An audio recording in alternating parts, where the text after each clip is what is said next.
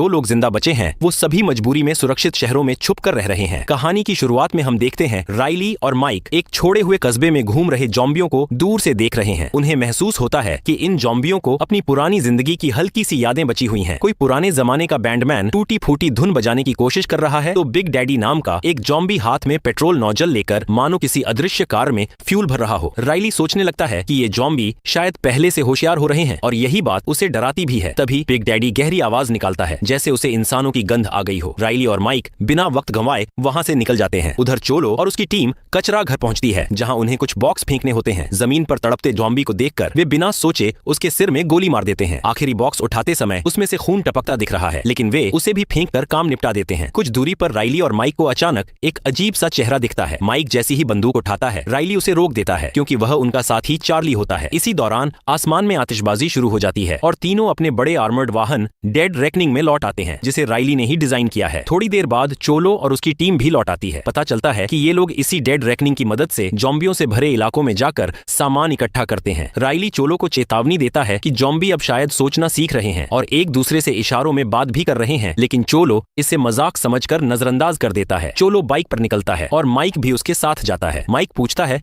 कि हमेशा रात में ही क्यों निकला जाता है। चोलो बताता है कि अंधेरा जरूरी है ताकि आतिशबाजी चमके क्योंकि उससे ज़ॉम्बी पूरी तरह भटक जाते हैं। टीम कारों और बाइक्स में बैठकर शहर में सामान ढूंढने निकलती है और रास्ते में दिखने वाले हर ज़ॉम्बी को आसानी से मार देती है क्योंकि ज़ॉम्बी पलक तक नहीं झपकते, बस आतिशबाजी को घूरते रहते हैं। पर उन्हें पता नहीं कि बिग डैडी इन पटाखों से बेअसर है और बाकी ज़ॉम्बी को भी चेताने की कोशिश कर रहा है, लेकिन कोई उसकी बात नहीं समझते। जब उसके आसपास के ज़ॉम्बी इंसानों की गोलियों से मरने लगते हैं तो बिग डैडी गुस्से से दहाड़ता है और दुख में एक ज़ॉम्बी का सिर कुचल देता है। उस पल आतिशबाजी अचानक बंद हो जाती है और राइली को अपनी जीप के बहुत पास आए ज़ॉम्बी को खुद गोली मारकर हटाना पड़ता है। राइली डेड रेकनिंग को कॉल करता है और पता चलता है कि आतिशबाजी वाला सिस्टम जाम हो गया है। वह तुरंत अपने सभी लोगों को वापसी का आदेश देता है। पूरी टीम जल्दबाजी में वापस लौटती है और डेड रेकनिंग रास्ते में आने वाले हर ज़ॉम्बी पर गोली चलाते हुए उन्हें कवर देती है। कई जगह छोटे मोटे धमाके भी होते हैं। राइली नोट करता है कि चोलो अभी तक वापस नहीं आया। फोन करने पर चोलो कहता है कि उसे पहले एक काम निपटाना है। कुछ देर बाद माइक, चोलो और फॉक्सी एक दुकान में शराब की बोतलें लेने घुसते हैं। फ्रिज खोलते ही एक ज़ॉम्बी चोलो पर टूट पड़ता है। कुछ देर धक्का मुक्की के बाद चोलो उसे पकड़ लेता है और अपने स्पीयर गन से उसके सिर में गोली मारकर उसे खत्म कर देता है। इसके बाद चोलो एक बॉक्स भर सिगरेट जमीन पर गिराकर माइक से उठाने को कहता है जबकि वह और फॉक्सी शराब लेकर बाहर निकल जाते हैं। माइक जैसे ही काउंटर के ऊपर झुकता है एक छिपा ज़ॉम्बी अचानक उसका हाथ काट लेता है। घबराए माइक के पीछे पीछे वही ज़ॉम्बी बाहर आता है। तभी राइली पहुंचता है और उसके सिर में गोली मार देता है। राइली माइक की मदद करना चाहता है लेकिन चोलो उसे हटाता है क्योंकि वो माइक को बदलने से पहले ही खत्म करना चाहता है। बात बढ़ जाती है और बहस चल रही होती है कि माइक खुद ही गोली चलाकर अपनी जान ले लेता है। इसके बाद राइली सबको छोड़कर शहर से बाहर निकलने का आदेश देता है। सब तेजी से गाड़ियां दौड़ाकर निकल जाते हैं। बिग डैडी एक बाइकर्स पर झपटता है लेकिन उसके हाथ में बस एक बंदूक आती है। वह जोर से दहाड़ता है और इंसानों के पीछे दौड़ पड़ता है। उसके पीछे बाकी सारे ज़ॉम्बी भी आ जाते हैं। थोड़ी देर बाद राइली और उसके लोग उस बेस पर पहुंचते हैं जो इंसानी शहर के बाहर बना है। इस शहर में अमीर लोग एक आलीशान टावर फिडलर्स ग्रीन में रहते हैं और बाकी गरीब लोग झुग्गियों में ठूंसे रहते हैं। शहर चारों तरफ पानी से घिरा है। गार्ड हर वक्त गश्त पर रहते हैं और कोई भी ज़ॉम्बी इलेक्ट्रिक फेंस छूते ही जलकर गिर जाता है। शहर में आने का सिर्फ एक पुल है। सप्लाई डिलीवर करने के बाद राइली चोलो से भिड़ता है और माइक की मौत के लिए उसे दोषी ठहराता है। चोलो कहता है कि माइक को पता था वह किस खतरे में जा रहा है। पता चलता है कि चोलो बेतहाशा पैसे जमा कर रहा है क्योंकि उसे किसी भी कीमत पर फिडलर्स ग्रीन में रहने का सपना पूरा करना है। शराब बेचकर ही उसे कुछ पैसा मिलता है। सुबह होते ही राइली और चार्ली झुग्गियों में मुलिगन से मिलने जाते हैं जो लोगों को अमीरों के खिलाफ उठने के लिए भड़का रहा है। राइली उसकी बातों में दिलचस्पी नहीं रखता और बस उसके बेटे के लिए दवाई देकर चल देता है। फिर वह अपनी नई खरीदी कार देखने गैराज पहुंचता है और पाता है कि कार चोरी हो चुकी है। जवाब ढूंढने के लिए राइली और चार्ली एक अंडरग्राउंड पार्टी में पहुंचते हैं जहां लोग ज़ॉम्बी से खेल तमाशा करवाते हैं। कुछ ज़ॉम्बी फोटो खिंचवाने के लिए जंजीरों में बंधे होते हैं तो कुछ को जानवरों से लड़वाया जाता है। राइली वहां के मालिक चिहुआहुआ से भिड़कर अपनी कार के बारे में पूछता है लेकिन वह अनजान बन जाता है। फाइटिंग केज में आज इंसानों ने बिल्ली कुत्ते की जगह एक महिला स्लैक को फेंक दिया है। वह बेतहाशा लड़ती है, बाढ़ चढ़ने की कोशिश करती है लेकिन ज़ॉम्बी उसे बार बार नीचे खींच लेते हैं। भीड़ तालियां बजाती है लेकिन राइली यह देखकर दंग रह जाता है। वह तुरंत गोली चलाकर दोनों ज़ॉम्बियों को खत्म कर देता है। भीड़ भगदड़ में भाग जाती है। चिहुआहुआ इस अफरा तफरी में चार्ली को मारना चाहता है लेकिन गलती से किसी और आदमी को गोली मार देता है। राइली उसे देखते ही गोली मारकर गिरा देता है। मरने से पहले चिहुआहुआ पलटकर राइली पर भी गोली चलाता है लेकिन स्लैक उसे धक्का देकर बचा लेती है और खुद घायल हो जाती है। चिहुआहुआ भागने की कोशिश करता है पर चार्ली एकदम सटीक निशाना लगाकर उसके सिर में गोली मार देता है। अभी राइली भी स्लैक को देख ही रहा होता है कि पुलिस आती है और सबको गिरफ्तार कर लेती है। जेल में स्लैक बताती है कि उसे इस भ्रष्ट सिस्टम ने जबरदस्ती चारा बनाया क्योंकि वह मुलिगन की मदद करती पकड़ी गई थी। पहले वह सेना में जाने की ट्रेनिंग कर रही थी,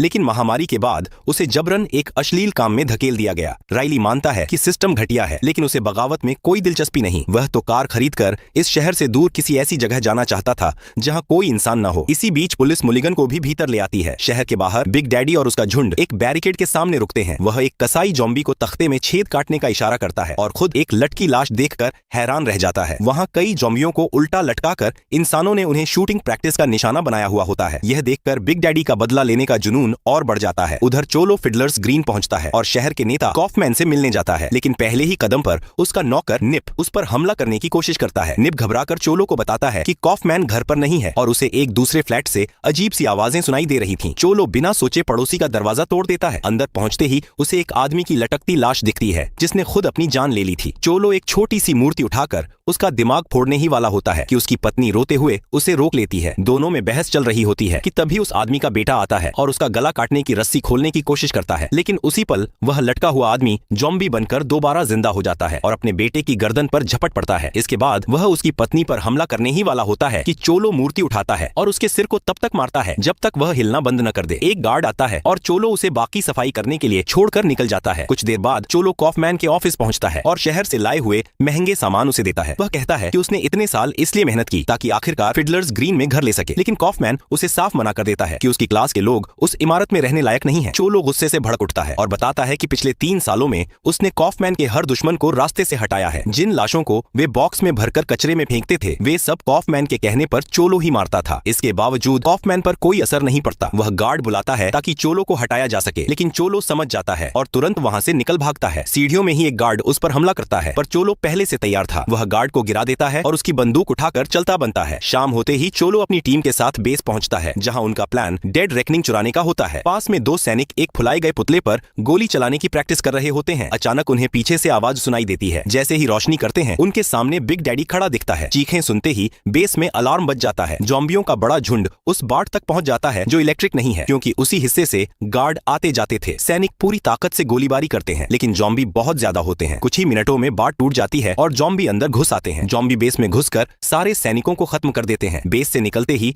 बिग डैडी डेड रेकनिंग पर गोलियां चलाता है, लेकिन गाड़ी इतनी मजबूत होती है कि सारी गोलियां उछलकर गैस टैंकों पर लगती हैं और जोरदार धमाका हो जाता है। इसके बाद ज़ॉम्बी दूर चमकती फिडलर्स ग्रीन की रोशनी देखते हैं और उसी दिशा में बढ़ने लगते हैं। कुछ देर बाद चोलो कॉफमैन को कॉल करता है और बताता है कि उसके पास अब डेड रेकनिंग है। वह कहता है कि आधी रात तक $5 मिलियन नाव में लाद कर भेज दे, वरना वह फिडलर्स ग्रीन को उड़ा देगा। कॉफमैन किसी भी तरह का सौदा करने से साफ मना कर देता है और जेल को फोन करके राइली को रिहा करवाता है। चार्ली चिंता करता है कि वे राइली के साथ क्या करेंगे और बताता है कि राइली ने ही उसे उस आग से बचाया था जिसमें उसका चेहरा जल गया था। पुलिस राइली को कॉफमैन के पास ले आती है। कॉफमैन चाहता है कि राइली उसकी गाड़ी वापस लाए। राइली समझ जाता है कि उसकी कार को भी शायद कॉफमैन ने ही गायब करवाया था ताकि वह शहर से भाग न सके, इसलिए वह कॉफमैन से भारी हथियारों वाली नई गाड़ी और अपने दोस्तों की रिहाई मांगता है। मजबूरी में कॉफमैन सब मान लेता है। डेड रेकनिंग में चोलो माउस को बंदरगाह जाने का आदेश देता है ताकि वह कॉफमैन की नाव का इंतजार करे। माउस स्केटबोर्ड पर निकलता है और एक बिल्डिंग में छिप जाता है। आवाज सुनकर वह डर जाता है, लेकिन यह सिर्फ कुछ चूहे होते हैं। जेल में राइली अपने दोस्तों के साथ मिलता है और सबको नए हथियार दिए जाते हैं। कॉफमैन का सहायक 3 सैनिकों को भी साथ जाने का आदेश देता है। टीम बेस पहुंचती है और वहां की तबाही देखकर समझ जाती है कि ज़ॉम्बी पुल की तरफ जा रहे हैं। राइली कॉफमैन को कॉल कर चेतावनी देता है, लेकिन कॉफमैन मानने को तैयार नहीं है और राइली को अपने मिशन पर फोकस करने को कहता है। राइली और मोनोलेट कारतूस ढूंढने निकलते हैं और बाकी लोग कोई चलने लायक कार ढूंढते हैं। तभी चार्ली अचानक स्लैक पर बंदूक तान देता है। स्लैक घबरा जाती है। चार्ली गोली चलाता है और स्लैक के पीछे छिपे ज़ॉम्बी को मार देता है। फिर एक और ज़ॉम्बी आता है और इस बार स्लैक उसे खत्म कर देती है। हालांकि इससे चार्ली के कान पर चोट लग जाती है। एक बिल्डिंग में राइली और मोनोलेट को एक ज़ॉम्बी सैनिक मिलता है जो अपने साथियों की लाशें खा रहा होता है। मौका देखकर राइली उसे तुरंत गोली मार देता है। वे देखते हैं कि पीछे और भी ज़ॉम्बी हैं जो खाने में लगे हैं, इसलिए वे मौका पाकर सबको खत्म कर देते हैं। गोला बारूद लेकर वे बाहर निकलते हैं। तभी पीछे से एक बिना सिर वाला ज़ॉम्बी दिखाई देता है। जैसे ही वह गर्दन हिलाता है पता चलता है कि उसका सिर अब भी झूल रहा था। वह मोनेट को काट लेता है। चार्ली उसकी छाती को गोली मारता है। सफर में राइली बताता है कि उसका भाई भी ज़ॉम्बी बन गया था और उसे खुद गोली मारनी पड़ी थी। स्लैक कोई जोखिम नहीं चाहती और मोनेट को वहीं खत्म कर देती है। थोड़ी देर बाद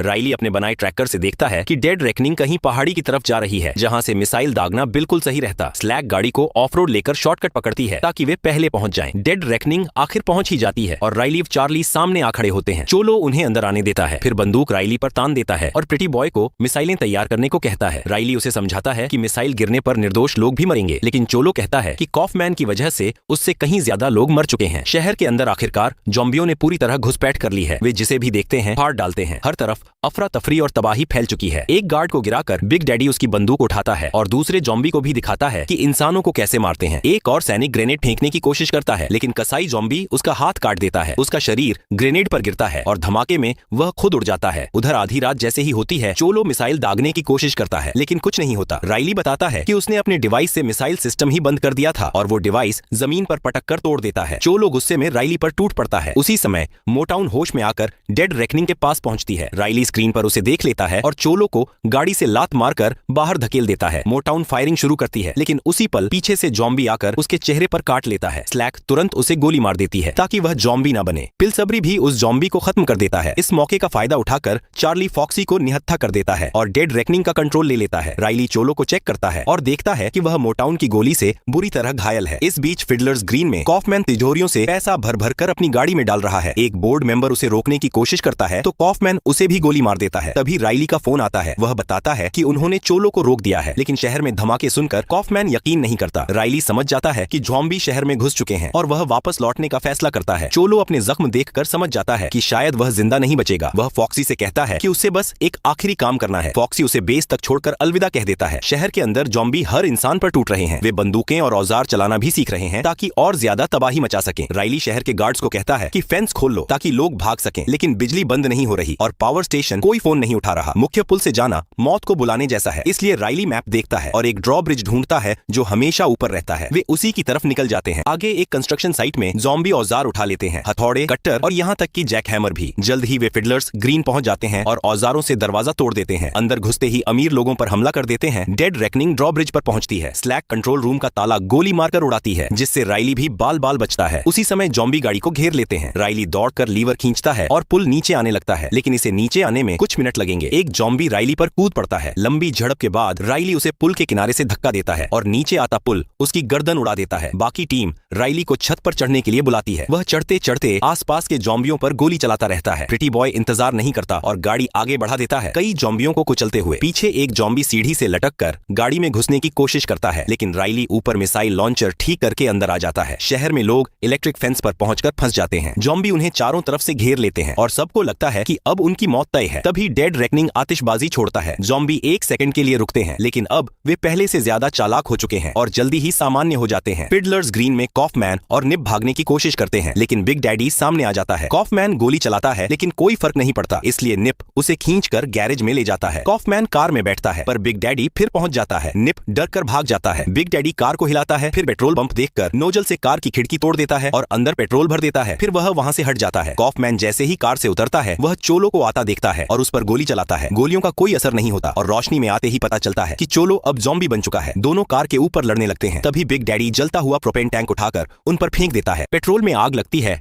और जोरदार धमाके में दोनों उड़ जाते हैं। डेड रेकनिंग मुख्य फेंस तक पहुंचती है, लेकिन तब तक बहुत देर हो चुकी है। दर्जनों लोग ज़ॉम्बियों द्वारा खाए जा चुके हैं। राइली चार्ली को मिसाइल चलाने को कहता है। धमाकों की मार से पूरा ज़ॉम्बी झुंड कुछ सेकंड में खत्म हो जाता है। थोड़ी देर बाद कुछ लोग छुपने की जगहों से बाहर निकलते हैं। टीम की मेहनत आखिरकार काम आई। इसके बाद मुलिगन राइली से पूछता है कि क्या वह भी शहर छोड़ने वालों में शामिल होगा। राइली कहता है कि नहीं, वह अपने दोस्तों के साथ कनाडा जाए।